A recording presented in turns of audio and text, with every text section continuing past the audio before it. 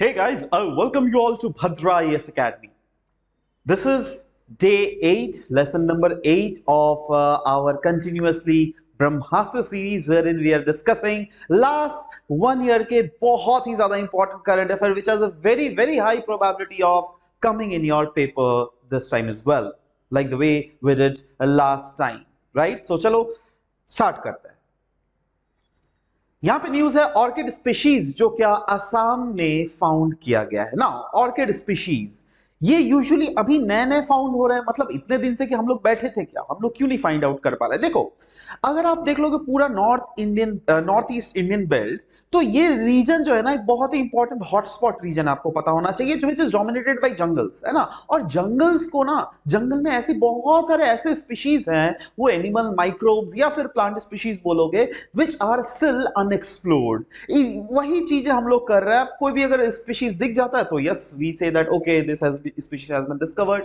Likewise ये यहां पे न्यूज में है जहां पे क्लियरली बोला गया है that a brand new species of orchid recently Assam में फाइंड आउट किया गया। कहां पर? In Dibru Saikhowa national park. Now in general orchid क्या होता है? ये एक ग्रुप होता है फ्लावरिंग प्लांट्स का, क्योंकि ये बहुत ज्यादा खूबसूरत देखने को मिलते हैं। और सिर्फ खूबसूरती नहीं, इनमें जो है ना फ्रेग्रेंस भी बहुत ज्यादा, दैट इज ये अगर सूंघोगे ना आप, that is it smells very good, right. और ऑर्किड्स का पता है नेचर में भी हमारा बहुत ज्यादा इंपॉर्टेंट होता है। क्यों? क्योंकि ये अनडाउटेडली बायोडाइवर्सिटी को सपोर्ट तो करता ही है, बट बहुत सारे ऑर्किड स्पीशीज तो ऐसे होते हैं which are acting to us like traditional medicine. And कुछ कुछ तो ऐसे भी ऑर्किड स्पीशीज होते हैं जिनका प्रेजेंस जो है वो दिखलाता है दैट हाँ इकोसिस्टम जो है वहां का हेल्दी इकोसिस्टम है। नाउ सवाल होता है इस डिस्कवरी से फायदा क्या हो रहा है। देखो ये जो डिस्कवरी किया गया है वो है क्रिपेडियम एस्मिकम, राइट, जो क्या एक क्रिपेडियम स्पीशीज जीनस का स्पीशीज है। इसके साथ इंडिया में ये स्पीशीज जो है पहले 18 था, वो अभी बढ़ के 19 हो चुका है। और दुनिया भर में अगर देख लेंगे वर्ल्ड में, राइट, तो in total number of cypripedium species जो है वो बढ़ के हो गया है 281। दिब्रू साइखोवा नेशनल पार्क के बारे में अगर बात करें, yes it is a part of biosphere reserve जो कि आसाम में है। और यहाँ पे बहुत ही रिच वाइल्ड लाइफ स्पीशीज ले लीजिए, प्लांट स्पीशीज देख लीजिएगा, ये है, राइट। और यहीं पर हम लोग इकोलॉजिकल रिसर्च एंड कंजर्वेशन के लिए भी Dibru Saikhowa national park is very famous. इसके बेसिस पे ये क्वेश्चन दिया गया है। Please try to see this question properly and answer this in the comment section below. Will move on to the very next news. Next यहां पे news है Asiatic golden cat in Manas national park. तो देख लेते हैं that news क्या था। Asiatic golden cat जो कि एक rare and elusive wild species है, वो फिर से रिकंफर्म किया गया मानस नेशनल पार्क में। जो कि अगेन देखो कोई भी अगर स्पीशीज अगर कोई भी रीजन में मिलता है ना, मतलब उस रीजन के वाइल्ड लाइफ, उस रीजन के इकोसिस्टम को दिखलाता है दैट हाँ उस रीजन का इकोसिस्टम हेल्दी और काफी ज्यादा डाइवर्स है। एशियाटिक गोल्डन कैट के बारे में अगर बात करें, ये north east India as well as south east India and southern China में हम लोग को देखने को मिलता है।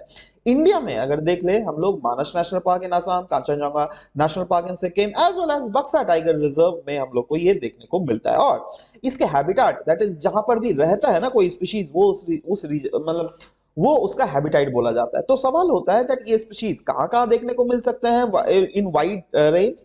देखो ड्राई डेसिडुअस फॉरेस्ट, सब ट्रॉपिकल एवरग्रीन फॉरेस्ट या फिर सब अल्पाइन फॉरेस्ट जो कि पहाड़ों में देखने को मिलता है, टेम्परेट फॉरेस्ट या फिर ट्रॉपिकल रेन फॉरेस्ट रीजन्स में हम लोग को ये देखने को मिलता है।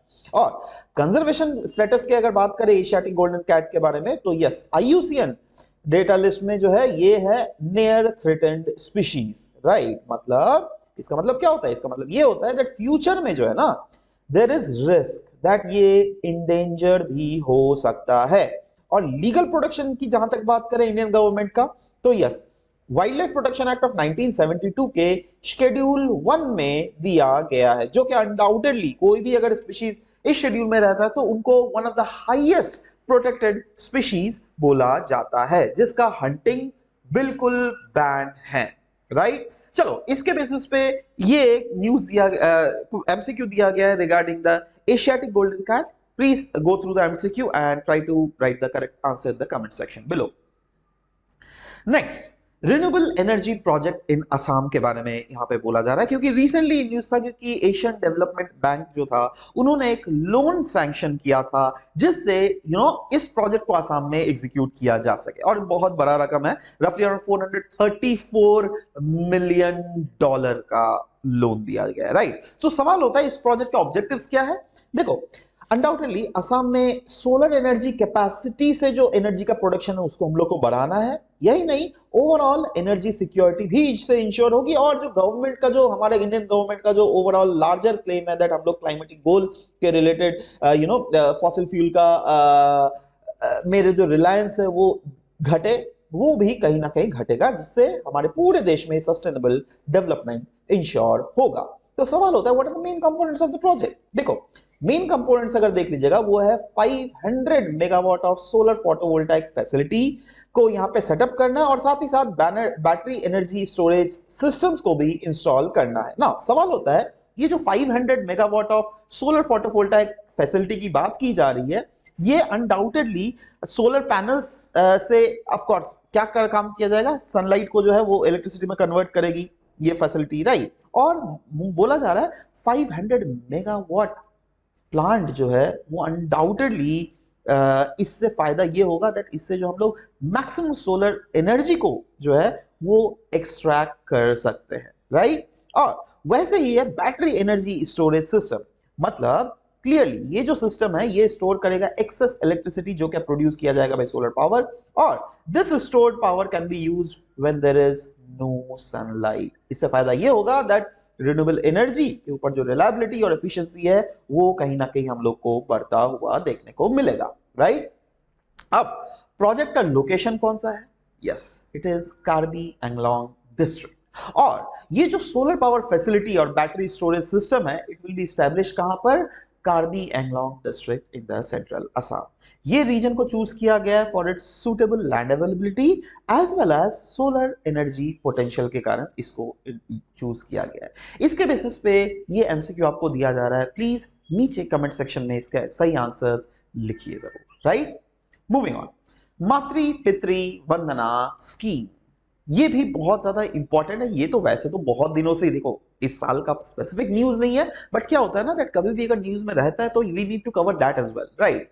ये क्या है ना दैट जो भी गवर्नमेंट एम्प्लॉइज है, स्टेट गवर्नमेंट एम्प्लॉइज, उनको है ना, उनको छुट्टी, मतलब काइंड ऑफ जैसे आप गवर्नमेंट एम्प्लॉइज हो तो आपको छुट्टी चाहिए, राइट। इन जनरल से फॉर एग्जांपल आपको साल में इतना लीव दिया गया है, एक सर्टेन सेट ऑफ लीव दिया गया, राइट। तो और भी अगर एक्स्ट्रा लीव चाहिए ना तो उसके लिए आपको मातृ पितृ वंदना स्कीम के अंदर इनरोल करना पड़ेगा, समझ लो बात। तो वही देख लेते हैं, ये अनडाउटेडली एक यूनिक इनिशिएटिव है गवर्नमेंट ऑफ असम के द्वारा लॉन्च किया गया था 2022 को, जिसके थ्रू गवर्नमेंट एम्प्लॉइज जो है जिससे उनके फैमिली बॉन्ड्स बढ़ सके, है ना, जिससे वो अपना थोड़ा टाइम दे सके या तो अपने पेरेंट्स या फिर पेरेंट्स इन लॉज को, राइट। तो ओवरऑल इस स्कीम का ऑब्जेक्टिव क्या है? अनडाउटेडली फैमिली वैल्यूज और इमोशनल वेलबींग को प्रमोट करना, एक वर्क लाइफ बैलेंस बनाना, और कहीं ना कहीं रीअफर्म करना that culturally we are so much intact, culturally India is so very evolve. हम लोग वेस्टर्न कंट्रीज के तरह तो नहीं है दैट हाँ मम्मी पापा अलग हो गया, बच्चा अलग हो गया, नहीं। हम लोग का जो इथॉस है, हम लोग का जो क्या बोल सकते हैं, हम लोग सीखते आ रहे हैं अभी तक, जो हमारे बुजुर्गों ने हमें सिखाया वो ये है दैट हाँ take care of your parents, take care of them, right. So likewise ये उसी एंगल में कहीं ना कहीं ये इंक्लाइंड है, राइट। और इसीलिए यहाँ पे बोला गया इसके एलिजिबिलिटी कौन कौन है? Yes, the eligibilities are available only to state government employees of Assam, right. Online register करना पड़ेगा आपको ऑफिशियल पोर्टल में, और यस उससे ही आपको इसका बेनिफिट मिल सकेगा, राइट। उसके बेसिस पे this is a question, please go through the question and solve the correct answer in the options in the comment section below. next हम लोग यहां पे बात करेंगे शिया गीत एंड नांगेली गीत के बारे में, जो क्या अनडाउटेडली असम के social as well as historical angle से अगर देख लीजिएगा बहुत ही ज्यादा सिग्निफिकेंट है, because they are the traditional song forms that are there in Assam, right. Now एक एक करके बात करते हैं। सबसे पहले हम लोग शिया गीत के बारे में बात करेंगे, उसके बाद हम लोग नांगेली गीत के बारे में बात करेंगे। माफ कीजिएगा अगर प्रोनाउंसिएशन में थोड़ा अगर मिस्टेक हुआ होगा तो। एनीवेज, सबसे पहले हम लोग शिया गीत के बारे में बात करते हैं। देखो, इनका ओरिजिन और हिस्टोरिकल रूट्स अगर देखोगे, कहा जाता है दैट बुद्धिस्ट शारजा पाद ट्रेडिशन से जो है उनका ये शिया गीत का ओरिजिन है। और ये रिफर करता है टू मिस्टिक सॉन्ग्स जो क्या कंपोज किया गया था bye early Buddhist Monks in the eastern India. ध्यान से देखिएगा, मतलब ये जो शिया गीत है ये कहीं ना कहीं बुद्धिज्म से रिलेटेड है ना, इनडायरेक्टली, राइट। और इसके कल्चरल अगर इंपॉर्टेंस देख लीजिएगा, यस, ये सॉन्ग जो है असम के ओरल ट्रेडिशंस का पार्ट है। मतलब एक जनरेशन से जो दूसरा जनरेशन जो ट्रांसफर हो रहा है ना, कोई लिखित चीज नहीं है बल्कि ओरली ही चीजें ट्रांसफर हो रही है। पापा ने बच्चों को सिखाया, उसके बच्चों ने उसको बच्चों को सिखाया, ऐसे करके ट्रांसफर हो रहा है। और ये रीजन का कस्टम, वैल्यूज और कलेक्टिव मेमोरी को दर्शाता है। इसके थीम्स अगर देख लीजिएगा, यस, वही बोला गया दैट ये ऑफन डिपिक्ट करता है various rituals, various festivals scene from everyday village life. और यही नहीं, जो असम में जो नेचुरल सराउंडिंग्स है उसको भी कहीं ना कहीं ये शो करता है। और इट द परफॉर्मेंस कंटेक्स्ट अगर देख लीजिएगा, यस, ट्रेडिशनली कब संग किया जाता है, जब भी कम्युनिटी गैदरिंग्स, ये देखो कोई भी ट्रेडिशनल फोक्स जो है ज्यादातर ऐसे ही कम्युनिटी गैदरिंग्स इस टाइप की चीजें में ही सेलिब्रेट किया जाता है, राइट। या फिर कोई सेलिब्रेटरी इवेंट हो, जैसे किसी का शादी हो, किसी का बच्चे का जन्म हुआ हो, तो इस टाइप की चीजें होती है, उसमें किया जाता है। कोई भी रिचुअल, कोई भी सोशल ओकेजन्स हो, है ना। और ज्यादातर जो ये गाया जाता है ना, कोई भी इंस्ट्रूमेंट का जरूरत नहीं होता है, राइट। और मेनली वोकल और लिरिकल क्वालिटी को एम्फसाइज किया जाता है बिना इंस्ट्रूमेंट्स के, राइट। वैसे ही अगर नांगेली गीत के बारे में अगर बात करें तो इसका पर्पस और यूजेजेस की अगर देखें तो यस, ये एक फोक है जो कि परफॉर्म किया जाता है मेनली एग्रीकल्चरल फील्ड्स में, ठीक है। और ये सर्व करता है as a form of entertainment और इंटरेक्शंस अमंग द वर्कर्स कब during the labour intensive farming. एक होता है ना, जैसे एक अगर सोचो इतना बड़ा आपका 2 बीघा लैंड है, आप अकेले मेहनत कर रहे हो, that is not labour intensive. But उसी अगर रीजन में आपने अगर 10 लेबर को अपॉइंट किया है, राइट, उसके साथ अगर आप इंटेंसिवली खेती बाड़ी कर रहे हो, that is called labour intensive farming, right. अच्छा, इसका काफी यूनिक फॉर्मेट है क्योंकि ये जो गाया जाता है ये जो है in call and response style between two groups, often in a friendly competitive format. होता नहीं है दैट एक ग्रुप जो है दूसरे ग्रुप को टीज कर रहा है कुछ चीजें बोलकर मस्ती मस्ती में, है ना, तो वो गाने के फॉर्मेट में ये चीज किया जाता है। अगेन यहाँ पर भी कोई भी म्यूजिकल इंस्ट्रूमेंट्स नहीं यूज किए जाते हैं। और रोल अगर देख लीजिएगा इसके कम्युनिटी बिल्डिंग में, अनडाउटेडली भाई सोशल टाइज को कहीं ना कहीं स्ट्रेंथन कर रहा है, यूनिटी कोलैबोरेशन को इंक्रीज कर रहा है। और कल्चरली भी अगर देख लीजिएगा, यस, ये agriculture lifestyle, agriculture social values को कहीं ना कहीं दर्शाता है, जो कि अनडाउटेडली हमारे असम के हिस्ट्री, असम के ट्रेडिशंस और असम के daily struggles which has been done by our ancestors, that is what being reflected through this. On the basis of this, this is the first question regarding Shia Geet. Please go through the question and try to answer in the comment section below. And next is the question about this, the question about Nageli Geet. Please go through this question as well and try to answer, give the answer in the comment section below. Moving on, हम लोग बात करेंगे Jatinga bird festival के बारे में। बहुत एक unique festival है जो क्या यहाँ पे सेलिब्रेट किया जाता है। नाउ समझना हम लोग को पड़ेगा दैट ये कहां पर किया जाता है। असम में एक विलेज है जतिंगा, कहां पर, असम के दीमा हसाओ डिस्ट्रिक्ट में। वहां पर इस फेस्टिवल को सेलिब्रेट किया जाता है। फेस्टिवल स्टार्ट हुआ था 2010 में, है ना, बट धीरे धीरे इकोलॉजिकल और कल्चरल सिग्निफिकेंस इसका देखने लगे, जो कि अभी धीरे धीरे ये चीजें प्रोमोट भी हो रही है। इसका मेन एम क्या है? मेन एम यही है दैट अवेयरनेस को प्रोमोट करना regarding the migratory bird conservation और साथ ही साथ इको टूरिज्म को प्रोमोट करना। नाउ यहां पर जो है ना एक मिस्टीरियस बर्ड का फिनोमिना होता है जतिंगा का, राइट। वहां पे क्या होता है, देखो, हर साल सितंबर से अक्टूबर के बीच में एक बहुत ही स्ट्रेंज इवेंट देखने को मिलता है। क्योंकि उस समय क्या होता है ना दैट विदेशों से माइग्रेटरी बर्ड्स यहाँ पे आती है और उस समय काफी ज्यादा फॉग होता है, नाइट्स जो है काफी विंडी नाइट्स होती है, तो उनको जो है वो लोग जो है ना डायरेक्शन भटक जाती है, दे आर डिसओरिएंटेड, है ना। And they are attracted to artificial lights in the village, क्योंकि विलेज में तो क्या है ना, नॉर्मल हम लोग लाइट जलाते हैं, तो उन लोग अचानक सोचती है अरे यार ये कहां से लाइट दिख रहा है, राइट। और वो लोग जैसे आगे बढ़ती है ना, अचानक से, है ना, वो वो इनसे टकरा जाती है पहाड़ों से, राइट, और इसके कारण वो मर जाती है और इसी को बोला जाता है बर्ड सुसाइड। वैसे तो इसका अगर साइंटिफिक एक्सप्लेनेशन भी है जो कि दिया जाता है दैट क्योंकि ये रीजन काफी ज्यादा हाई ऑल्टीट्यूड है, डेंस फॉग है और विंड पैटर्न्स जो है यहाँ पे बहुत अजीब टाइप के होते हैं, इसके लिए बर्ड्स कंफ्यूज हो जाती है। बट अगेन ये ऐसा चीज होता है और काफी ज्यादा बर्ड मरते हैं, इसीलिए ये न्यूज में भी बीच में रहता है काफी ज्यादा फेमसली, राइट। इसके बेसिस पे this is the question that has been given. Please read the question and try to answer this in the comment section below. Next, moving on, हम लोग बात करेंगे road accidents fatalities in Assam. अगर देख लीजिएगा ministry of road transport and highways का data के हिसाब से पूरे नॉर्थ ईस्ट इंडिया में अगर देख लीजिएगा, Assam is the second highest region in full north east, second highest state in full north east, जहां पे रोड एक्सीडेंट्स के केसेस जो है बहुत ज्यादा है। इनफैक्ट ये जो सर्वे बाद में लाया जाता है पुराने साल का सर्वे करके, तो लास्ट का जो सर्वे अवेलेबल है वो है 2022 का सर्वे। इसके थ्रू देखा गया रफली अराउंड 8.52 पर लाख पॉपुलेशन, माने हर 1 लाख पॉपुलेशन में 8.52 लोगों की मृत्यु हुई। अब 8.52 लोग कैसे मर सकते हैं भाई, कॉमन सेंस लगा ना। आप इसको आप बहुत सारे 50 लाख में कितना हुआ, अगर एक है ना वैसे करके देखो आप, ठीक है। तो ऑन एन एवरेज ये निकाला गया, ठीक है, इतने लोगों की मृत्यु हो गई है, जिसमें पूरे नॉर्थ ईस्ट में टॉप सबसे ज्यादा लोग कहां पे मरे हैं, वो है अरुणाचल प्रदेश, जिसमें पर लाख पॉपुलेशन अगर देख लीजिएगा 9.63 डेथ है। अब देखो ये लेकिन नंबर्स में चेंज हो जाएंगे, क्योंकि पॉपुलेशन वाइज सबसे बड़ा स्टेट कौन सा है असम में, नीचे कमेंट सेक्शन में लिख पाओगे सबसे बड़ा स्टेट पॉपुलेशन वाइज असम में कौन है ना। और सब सेकंड बड़ा स्टेट पॉपुलेशन वाइज असम में कौन है, थर्ड स्टेट कौन है, पूरा जितने भी सारे पूरे नॉर्थ ईस्ट का। एक काम करो, चलो this is a question for you, मेरे तरफ से ये क्वेश्चन मान लो, है ना।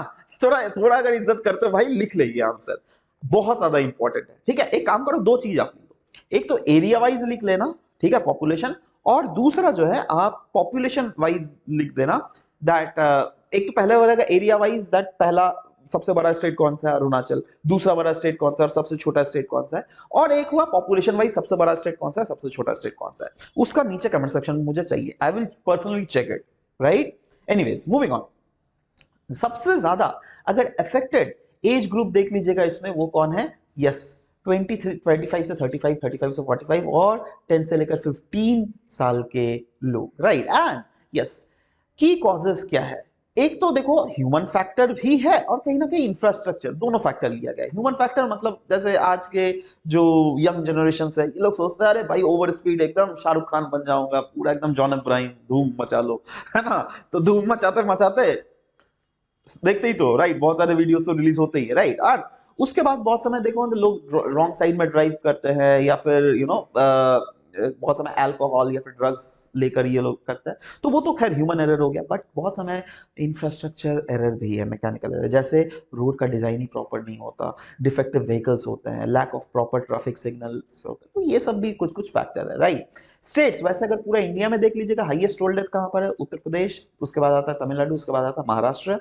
And state with highest death rate पर लाख पॉपुलेशन भी अगर देख लीजिएगा उसमें सबसे ज्यादा आता है तमिलनाडु, उसके बाद आता है लद्दाख, उसके बाद आता है तेलंगाना। तो सदर्न स्टेट्स अगर देख लीजिएगा यहाँ पर थोड़ा ज्यादा ही लोग मर रहे हैं रोड एक्सीडेंट्स के कारण। Anyways, this is a question that is my friend, go through the question and try to answer in the comment section below.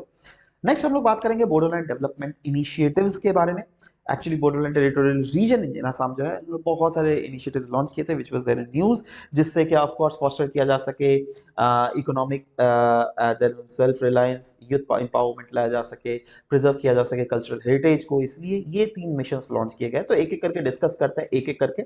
सबसे पहले हम लोग बात करेंगे seed mission, that is skill employment and entrepreneurship development के बारे में हम लोग बात करेंगे। सीड मिशंस को लॉन्च क्या किया गया, क्यों, कब किया गया था, इसके ऑब्जेक्टिव्स क्या है, इसके की फीचर्स क्या है, इसके इंपैक्ट क्या है, दिस एवरीथिंग इज रिटन। जैसे फॉर एग्जांपल देखो नाम ही है स्किल एम्प्लॉयमेंट एंटरप्रेन्योरशिप, मतलब समझ रहे हो, लोगों को स्किल प्रोवाइड करना, इससे फायदा क्या होगा, वो खुद तो एम्प्लॉयड होंगे ही बट साथ ही साथ दूसरों को भी एम्प्लॉयड क्रिएट कर सकते हैं, और इससे अगर खुद अगर अपना कंपनी बनाए तो वो एंटरप्रेन्योरशिप कहलाएंगे, ठीक है। तो इसका गोल क्या है, स्किल डेवलपमेंट इकोसिस्टम को प्रमोट करना बोडोलैंड टेरिटोरियल रीजन में। इसके लिए स्किल प्रोवाइड किया जाएगा, वोकेशनल टेक्निकल एजुकेशन प्रोवाइड किया जाएगा, है ना, जिससे क्या पाथवे यूथ को प्रोवाइड किया जाएगा जिससे वो सेल्फ एम्प्लॉयड हो सके, एंटरप्रेन्योर बन सके, राइट। और इससे क्या हो जाएगा, यस यूथ जो है उनको जॉब मिलेगा, और ऑफ कोर्स स्टार्टअप कल्चर भी हमारे देश में ओवरऑल बढ़ेगा, असम में तो बढ़ेगा ही, है ना। Next is Bodoland sericulture mission, जो क्या सिल्क को रिवाइव करना है। इसमें वही चीज है, देखो इको फ्रेंडली एरी सिल्क प्रोडक्शन किया जाएगा, कम्युनिटी बेस्ड बेस्ड प्रैक्टिसेस रहेंगे जिससे इनकम जनरेशन अपॉर्चुनिटीज को प्रमोट किया जाएगा। और इससे क्या होगा, प्रिजर्व होगा हमारा indigenous silk rearing techniques, provide किया जाएगा economic stability rural house hold को, और स्ट्रेंथन किया जाएगा एग्रीकल्चर अलाइड इकोनॉमी को। Next is Bodoland handloom missions के बारे में। अगर देख लीजिएगा, इसका मेन एम है to preserve and promote the rich handloom heritage of Bodo community. और इसके की फोकसेस क्या है, यस, इससे इंपावर करना है स्किल्ड यूथ और आर्टिशंस को in the handloom industry, provide करना है एक्सेस टू टूल्स जैसे लूम्स, रॉ मटेरियल्स, ये सब चीजें, जिससे कि वीविंग मेथड्स भी इन्वॉल्व होगी और यस ये चीजें प्रमोट हो सकती है। इससे कल्चरल आइडेंटिटी तो बढ़ेगी, बट साथ ही साथ लोकल और national markets for Bodo handloom वो भी प्रमोट होगा, और कहीं ना कहीं हमारे जो आर्टिशंस है बोडो रीजन में वो लोग सेल्फ रिलायंट हो गए, क्योंकि उनके प्रोडक्ट्स बिकना स्टार्ट करेंगी बहुत अच्छे वे में, राइट। इसके बेसिस पे this is the question that has been framed out. Please go through the question properly and try to answer in the correct answer in the comment section below. This is the second question that has been related to this very article. Please go through the question and write the answer in the comment section below. And this is the last 80th number question. Again, go through the question and write the answer in the comment section below. I'll be waiting for your answer to come. This is all about the discussion for this very session. We'll be coming in with next session. Till then, bye bye, take care, and do prepare very hard.